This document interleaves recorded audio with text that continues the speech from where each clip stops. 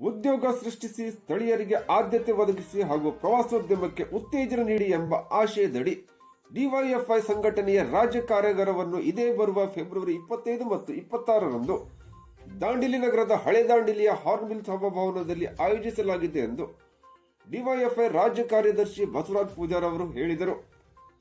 ಅವರು ನಗರದ ಸಿಐಟಿಯು ಸಭಾಭವನದಲ್ಲಿ ಮಂಗಳವಾರ ಡಿವೈಎಫ್ಐ ರಾಜ್ಯ ಕಾರ್ಯಾಗಾರದ ಲೋಗೋವನ್ನು ಅನಾವರಣಗೊಳಿಸಿ ಮಾತನಾಡುತ್ತಿದ್ದರು. ದೇಶವು ಅಮೃತ ಮಹೋತ್ಸವ ಆಚರಿಸಿಕೊಳ್ಳುತ್ತಿರುವ ಐತಿಹಾಸಿಕ ಹಾಗೂ ಮಹತ್ವದ ಸಂದರ್ಭದಲ್ಲಿ ದೇಶದ ಅತಿ ದೊಡ್ಡ ಮಾನವ ಸಂಪನ್ಮೂಲವಾಗಿರುವ ಯುವಜನರನ್ನು ಬಳಸಿಕೊಂಡು ದೇಶವನ್ನು ಅಭಿವೃದ್ಧಿಗೊಳಿಸಬೇಕಾದ ಸರ್ಕಾರಗಳು ಯುವಜನರಿಗೆ ಹುಸಿ ಭರವಸೆ ನೀಡಿ ವಂಚಿಸುತ್ತಲೇ ಇವೆ. ಶಿಕ್ಷಣ, ಉದ್ಯೋಗ ಸಿಗದೆ ಹತಾಶೆಗೊಂಡಿರುವ ಯುವಜನತೆಗೆ ಆಳುವ ವರ್ಗ ಪರಿಹಾರ ಒದಗಿಸುವ ಬದಲು ಅವರ ಮನಸ್ಸಿನಲ್ಲಿ ಜಾತಿ, ಧರ್ಮಾಂಧತೆ ಬಿತ್ತುತ್ತಿರುವುದು ಅಪಾಯಕಾರಿಯಾಗಿದೆ ಎಂದರು.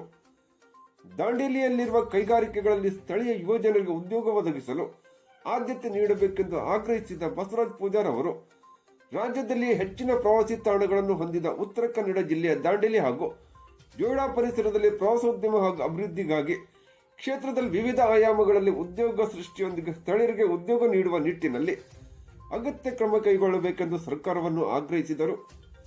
ಉತ್ತೇಜನ ನೀಡಿ ಅಂತಕ್ಕಂಥ ಒಂದು ಘೋಷಣೆಯಡಿಯಲ್ಲಿ ಏನು ಫೆಬ್ರವರಿ 25-26ನೇ ತಾರೀಕಿನಲ್ಲಿ ಹಾರ್ನ್ಬಿಲ್ ಭವನದಲ್ಲಿರ್ತಕ್ಕಂತಹ ಡಿವೈಎಫ್ಐನ ಕಾರ್ಯಾಗಾರದ ಒಂದು ಲೋಗೋವನ್ನು ಬಿಡುಗಡೆ ಮಾಡಿದ್ದೀವಿ. ಸೌಹಾರ್ದ ಸಂಕೇತ ಲೋಗೋ ಅಂತ. ಒಬ್ಬ ಕವಿಯ ಆಶಯ ಇದೆ, ಭಾರತವೆಂದರೆ ಸುಂದರ ಕಡಲು, ಹಲವು ಬಣ್ಣಗಳ ಕಾಮನ ಬಿಲ್ಲು ಅಂತಕ್ಕಂಥದ್ದು. ಇವತ್ತು ನಮ್ಮ ಲೋಗೋನು ಕೂಡ ಆ ರೀತಿ ಒಂದು ಸೌಹಾರ್ದ ಸಂಕೇತವಾಗಿರ್ತಕ್ಕಂಥ ನಮ್ಮ ಮುಂದೆ ಈಗ ಬಿಡುಗಡೆ ಮಾಡಿದ್ದೀವಿ.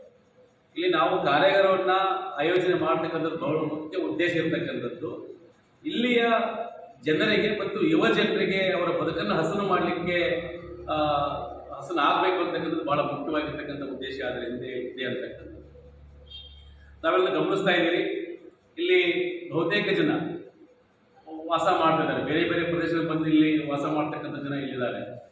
ಇನ್ನೊಂದು ಕಡೆಗೆ ನಮ್ಮ ಆಳ್ತಕ್ಕಂಥ ಪ್ರಭುತ್ವದ ಚುಕ್ಕಾಣಿ ಅಂತಕ್ಕಂಥ ಹೇಳ್ತಾ ಇದ್ದಾರೆ, ಸ್ವಾತಂತ್ರ್ಯ ಬಂದು 75 ವರ್ಷ ಆಗಿದೆ, ಇದು ಅಮೃತ ಕಾಲದಲ್ಲಿ ನಾವು ಬದುಕ್ತಾ ಇದ್ದೀವಿ ಅಂತಕ್ಕಂಥ ಒಂದು ಬಹಳ ಕೇಳಲಿಕ್ಕೆ ಭಾಳ ಇಂಪಾಗಿ ಕೇಳಿದ್ರೆ ಮತ್ತು ಭಾಳ ಖುಷಿ ಆಗುತ್ತೆ ಕೇಳಲಿಕ್ಕೆ ಹಾಗೆ ಹೇಳ್ತಾ ಇದ್ದಾರೆ.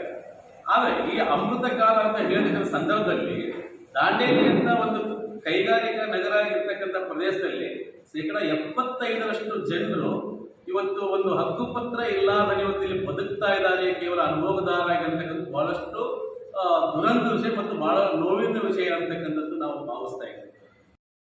ಹಲವು ವರ್ಷಗಳಿಂದ ದಾಂಡೇಲಿ ಜೋಯಿಡಾ ಪ್ರದೇಶಗಳಲ್ಲಿ ಇರುವ ಭೂಮಿ ಮತ್ತು ನಿವೇಶನದ ಹಕ್ಕುಗಳ ಬಗ್ಗೆ ಇರುವ ಸಮಸ್ಯೆಗಳನ್ನು ಕೂಡಲೇ ಬಗೆಹರಿಸುವ ನಿಟ್ಟಿನಲ್ಲಿ ಅಗತ್ಯ ಕ್ರಮವನ್ನು ಕೈಗೊಳ್ಳಬೇಕು.